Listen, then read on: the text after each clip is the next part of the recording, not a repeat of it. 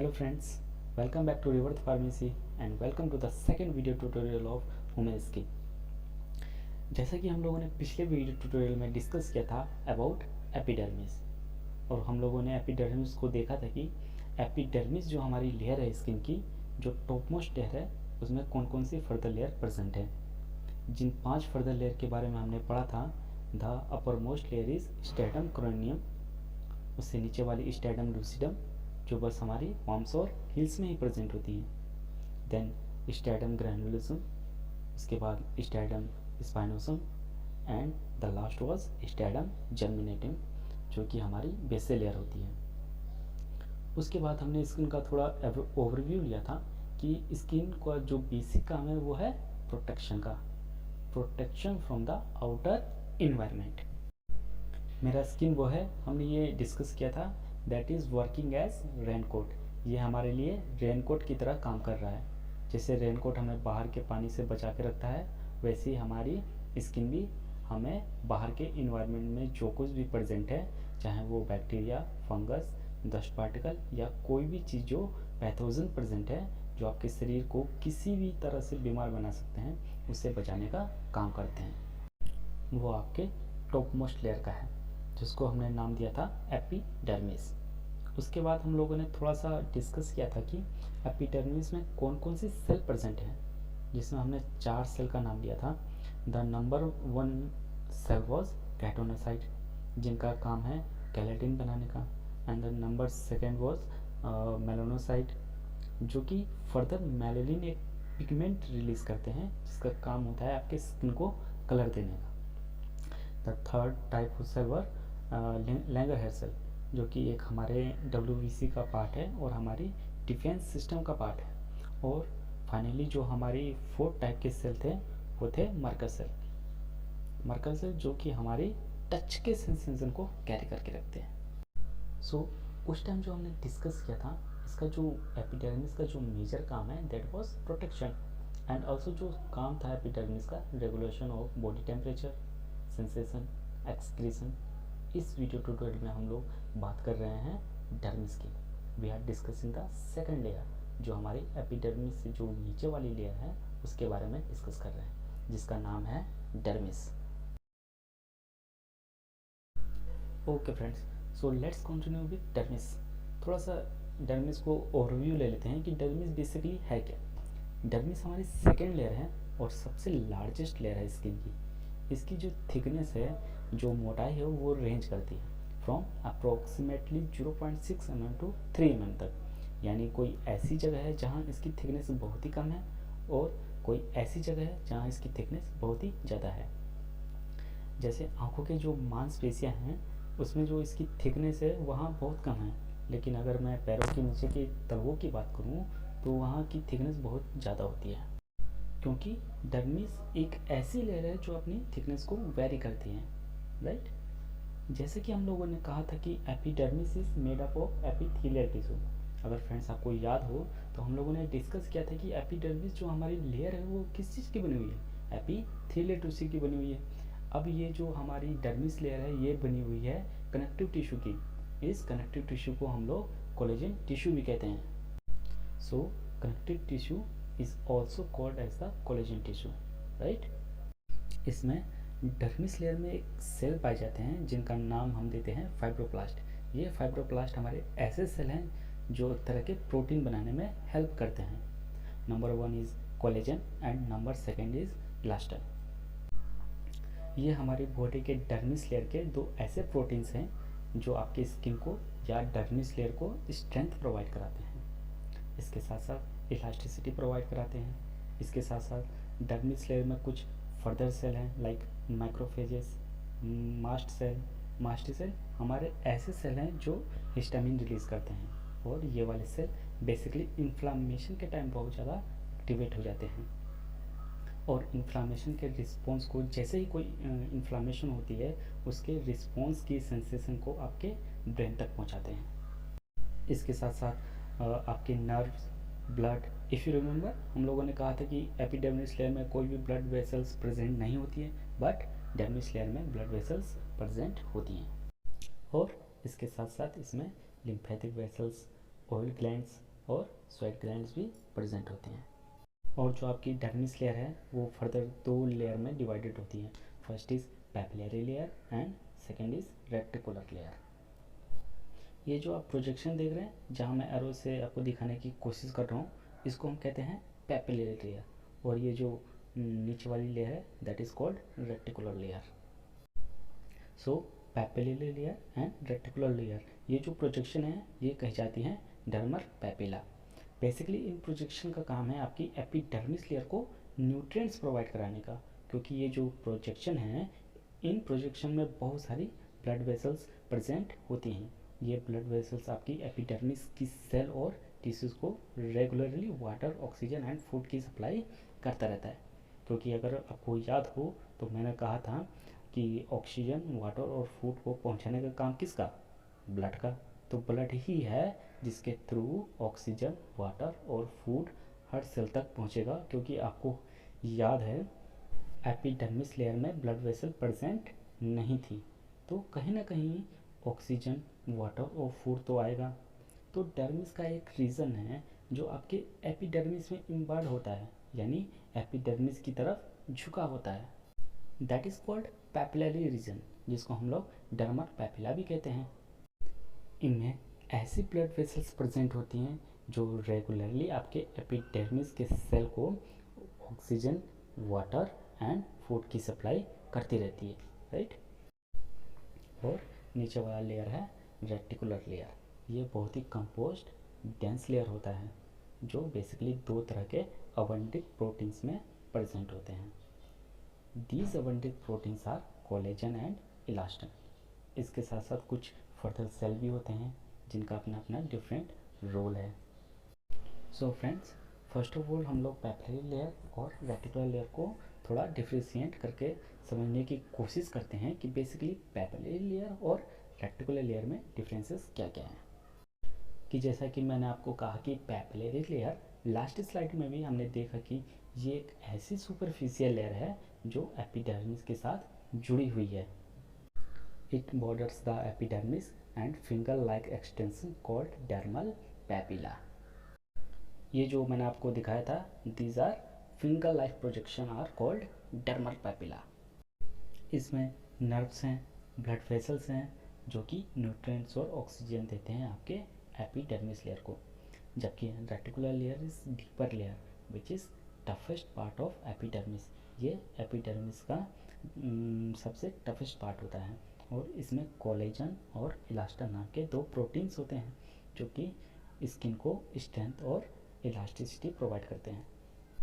Basically collagen एक ऐसा protein है जो आपके जो स्किन एरिया है उसको स्ट्रेंथ देता है, यानी कि जिससे आपकी स्किन टाइट रहती है। जैसे जैसे एज हमारी बढ़ती जाती है, जैसे कि घर में जो आपके ओल्डर पर्सन हो गए, आपने देखा होगा उनकी स्किन लटकने लगती है। बेसिकली वो स्किन लटकती इसलिए है, इस कोलेजन की कंसंट्रेशन धीरे धीरे हमारी बॉडी से कम होने लगती है, जिसकी वजह से हमारी स्किन है वो लटकने लगती है। वैसे ही जो इलास्टिन नाम का जो प्रोटीन है ये आपके बॉडी को इलास्टिसिटी प्रोवाइड करता है। इलास्टिसिटी मतलब जैसे आप स्किन को पकड़ के घिसते हो तो वो वापस अपनी जगह पे आ जाती है ना। ऐसा तो नहीं होता आप पकड़ के खींचो और वहीं रुक रही, ऐसा तो नहीं होता। तो बेसिकली इलास्टिन का काम है आपकी स्किन को इलास्टिसिटी प्रोवाइड करना, लेकिन एज के साथ साथ इसकी कंसंट्रेशन भी कम होने लगती है, जिसकी वजह से थोड़ा सा जो ये इलास्टिसिटी आपकी स्किन को देते हैं वो भी थोड़ा रिड्यूस हो जाती है। इसके साथ साथ इस रेटिकुलर लेयर में कुछ ब्लड वेसल्स, नर्व सेंसेस और प्रेशर और पेन के रिसेप्टर भी प्रेजेंट होते हैं। यहाँ पर ब्रीफ में मैं with this help of this diagram I am trying to show you the layers. जैसे कि हम लोगों ने लेयर्स की बात की थी एपिडर्मिस की, अगर आपको याद हो तो मैंने कहा था कि the topmost layer is called as stratum corneum. फिर उससे नीचे वाली दैट इज स्ट्रैटम लूसिडम, जो मैंने आपको कहा कि बस ये पाम्स और हिल्स में ही प्रेजेंट होती हैं। फिर stratum granulosum, then stratum spinosum and this is stratum basale, जो इसको बनाने में हेल्प करती हैं। अब ये जो लेयर है जहाँ मेरा एरो है, याद है मैंने आपको कहा था दैट इज़ डर्मल पैपिला, जो एक फिंगर लाइक प्रोजेक्शन है। तो जो ये फिंगर लाइक प्रोजेक्शन है वो है आपका डर्मल पैपिला। एक ऐसा लेयर जो एपिडर्मिस को ब्लड सप्लाई देने का काम कर रहा है। और ये जो सारा नीचे वाला लेयर है that is called as reticular layer. अब इसमें बहुत सारे सेल्स प्रेजेंट हैं, like these are called as sweat glands. ये हमारी स्वेट ग्लैंड है जिसमें रेगुलरली पसीना बनता रहता है। यह पसीना सरफेस पे जाता है इन ग्लैंड्स के थ्रू। यहाँ पे आप देख रहे होंगे ट्यूब सी बनी हुई है, इन ट्यूब के थ्रू ये पसीना आपके सरफेस पे जाता है, जहाँ पे जब हमें हवा लगती है तो ये पसीना वेपोरेट होने लगती है और आपके बॉडी को ऑप्टिमम टेम्परेचर को ये मेंटेन करता है, यानी कि ये थोड़ा सा ठंडे का एहसास दिलाता है।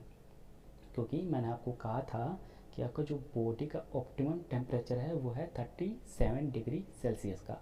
अगर ये इससे ज़्यादा बढ़ेगा तो भी ख़तरनाक होगा और इससे कम होगा तो भी ख़तरनाक होगा। तो ये है स्वेट ग्लैंड, ये स्वेट रिलीज़ करते हैं, पसीना जिसके आपका बॉडी मेंटेन रहता है। और साथ साथ ये हेयर फॉलिकल्स जो आपकी बालों की जड़ें हैं वो भी आपके डर्मिस लेयर में प्रेजेंट होती हैं। इसके साथ साथ एक और ग्लैंड जिसका हम नाम देते हैं सीबेसियस ग्लैंड, ये आप देख रहे हैं ग्रे कलर का, यहाँ जो मैं आपको मार्क करके दिखाने की कोशिश कर रहा हूँ ये हैं हमारे सीबेसियस ग्लैंड। बेसिकली ये सीबेसियस ग्लैंड एक ऐसी ग्लैंड है जो आपके स्किन को, आपने कभी नोटिस किया होगा आपके स्किन के ऊपर तेल तेल सा होता है, अगर हाथ मार के देखो तो तेल आ जाता है, थोड़ा चिपचिपाहट होती है। ये जो सीबेसियस ग्लैंड है इनका काम है इस तेल को रिलीज़ करना। So they are the oil reducing gland of your body. Basically ये हमारे स्किन पर ऑयली स्ट्रक्चर मेंटेन करते हैं या मेंटेन रखते हैं, सो दैट कि आपकी स्किन बिल्कुल ही ड्राई ना पड़ जाए, इनका ये काम है। इसके साथ साथ आप ये देख रहे हैं these are called as lamellar corpuscles. ये लेमलर कॉर्पल्स बेसिकली आपके प्रेशर के पॉइंट है। जैसे अगर कोई बहुत ज़ोर से आपकी स्किन को दबा दे या आपका हाथ किसी चीज़ के अंदर आ जाए तो वो जैसे ही प्रेशर पड़ेगा ये एकदम से एक्टिवेट हो जाएगा और आपके ब्रेन को सिग्नल देंगे कि भाई कोई चीज़ है जो तेरे हाथ को दबा रही है और अपने हाथ को वापस खींच ले। अगर ये चीज़ प्रेजेंट ना हो तो इंजरी की भी चांसेस बहुत ज़्यादा हैं, राइट। इसके साथ साथ यहाँ पर एरेक्टर पिलाई मसल है, ये आप देख रहे हैं रेड कलर वाला, these red colour called as arrector pili muscle. Basically ये एक ऐसी मसल है जो हमारा तब काम करती है जब हमें बहुत ज़्यादा ठंड लग रही होती है या फिर हम लोगों को लड़ने की मुद्रा में आ जाते हैं, लड़ना हो या डर लग रहा हो या फिर ठंड लग रही हो। कभी आपने देखा होगा कि बाल खड़े हो जाते हैं। बेसिकली ये जो एरेक्टर पिलाई मसल है ये नीचे से आपकी स्किन को कॉन्ट्रैक्ट कर देते हैं सो दैट कि आपके हेयर वो खड़े हो जाते हैं। सो मोस्टली इनका काम उन्हीं कंडीशन में ज़्यादा रहता है, जैसे कि आपको बहुत ज़्यादा डर लग रहा है किसी वजह से, या फिर आपको एकदम से ठंड लगना स्टार्ट हो जाए, या फिर आप किसी से लड़ने के लिए तैयार हो जाएं, उसी टाइम ये ग्लैंड काम करती है। इसके साथ साथ कुछ फ्री नर्व्स एंडिंग भी यहाँ प्रेजेंट है जो कि हमारे पेन के रिसेप्टर हैं और ब्लड वेसल्स। ये आप देख रहे हैं रेड रेड, ये सारी ब्लड वेसल्स हैं। ये ब्लड वेसल्स भी आपके डर्मिस लेयर में प्रेजेंट होती हैं, जबकि एपिडर्मिस में ब्लड वेसल प्रेजेंट नहीं होती, absent होती है। तो ये जो आपकी डर्मिस लेयर है, इस डर्मिस लेयर में अब आपकी ब्लड वेसल भी प्रेजेंट है, नर्वस सिस्टम के सेल्स भी प्रेजेंट है, आपके ऑयल ग्लैंड प्रेजेंट है जिनको हमने सीबेसियस ग्लैंड कहा, आपके स्वेट ग्लैंड भी प्रेजेंट है, आपके बालों की जड़ें भी यहाँ पे प्रेजेंट हैं। इसके साथ साथ कुछ ऐसी मसल भी प्रेजेंट है जिनको हमने एरेक्टर पिलाई का नाम लिया। प्रेशर के जो सेंसिटिव रिसेप्टर हैं वो भी यहाँ पर हैं और जो आपके पेन के रिसेप्टर हैं वो भी यहाँ पे प्रेजेंट हैं। सो फ्रेंड्स, बेसिकली हमने जितनी भी लेयर्स पढ़ी जल्दी से उनकी डेफिनेशन और फंक्शंस को देखने की कोशिश करते हैं। अगर आपको याद होगा तो मैंने आपको कहा था कि डर्मल पैपिला एक ऐसा लेयर है जो आपके एपिडर्मिस लेयर के साथ जुड़ा हुआ है और एपिडर्मिस को ऑक्सीजन, वाटर और न्यूट्रिएंट्स की सप्लाई देने में हेल्पफुल होता है। इसके साथ साथ यहाँ कोलेजन फाइबर है। कोलेजन फाइबर मैंने आपको बताया था कि कोलेजन फाइबर ऐसे फाइबर हैं जो आपके बॉडी को या आपकी स्किन को टाइटनेस देता है ना, ताकि आपकी स्किन प्रॉपर्ली इंटैक्ट रहे, एक जगह पर रहे। ऐसा ना हो कि आपकी स्किन लटकनी चालू हो जाए, कहीं कहीं से लटक रही, कहीं कहीं से अटक रही, ऐसा तो नहीं होगा ना। तो प्रॉपर शेप में रहती है, तो वो शेप में रखने का काम होता है इस कोलेजन फाइबर का। इसके साथ साथ इलास्टिक फाइबर जो आपके बॉडी को इलास्टिसिटी, जैसे रबर बैंड होता है, खींचो वापस आ जाता है ना, वैसे ही आपकी स्किन होती है, जितना भी खींचोगे थोड़ी देर में वापस आ जाएगी। तो ये काम है आपके इलास्टिक फाइबर का। इसके साथ साथ इसमें एक तरह के ग्लैंड्स प्रेजेंट हैं जिनका नाम है सीबीएसएस ग्लैंड। इस सीबीएसएस ग्लैंड का काम है आपके ऑयल को प्रोड्यूस करना, रेगुलरली ऑयल को प्रोड्यूस करना, राइट। इसके साथ साथ यहाँ कुछ मसल्स प्रेजेंट हैं जिनका नाम है इरेक्टर पिलाई मसल। ये बेसिकली इरेक्टर पिलाई मसल्स एक ऐसी मसल्स हैं जो कि जब हमें डर लगता है या ठंड लगता है तो ये इरेक्टर पिलाई मसल्स एक्टिवेट होते हैं। और लैमलर कॉर्पस जो प्रेशर के रिसेप्टर हैं, जब प्रेशर पड़ता है तो ये एक्टिवेट हो जाते हैं। इसके साथ साथ इसमें दो डक्ट्स भी पाई जाती हैं जिनका नाम है एक्राइन और एपोक्राइन। एक्राइन डक्ट हमारी स्किन पोर्स जहाँ से हमारी स्वेट रिलीज होती है, यानी स्किन में आपके जितने भी छेद हैं वो हैं आपकी एक्राइन डक्ट। लेकिन जो आपकी एपोक्राइन डक्ट है ये ऐसी डक्ट है जो आपके बालों के पास होती है।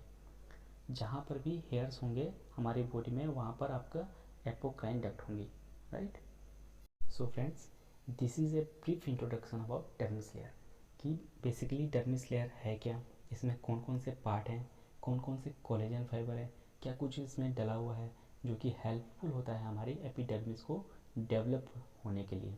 क्योंकि मैंने आपको कहा था कि जो आपकी डर्मिस लेयर है वो दो में डिवाइडेड है, that is reticular layer and the second is papillary layer. Papillary था वो जो एपिडर्मिस के साथ जुड़ा हुआ है और वहाँ से एपिडर्मिस लेयर को ऑक्सीजन, वाटर और न्यूट्रिएंट सप्लाई करता है। रेटिकुलर लेयर ऐसा लेयर है जिसमें आपके कोलेजन फाइबर, इसके साथ साथ इलास्टिन फाइबर, इसके साथ साथ बहुत सारे स्वेट ग्लैंड्स, ब्लड वेसल्स, आपके हेयर फॉलिकल्स, बालों की जड़ें, इसके साथ साथ नर्वस सिस्टम के सेल्स, ये सारी प्रेजेंट है आपकी डर्मिस लेयर में। सो आपकी डर्मिस लेयर सबसे थिक लेयर होती है आपके स्किन की।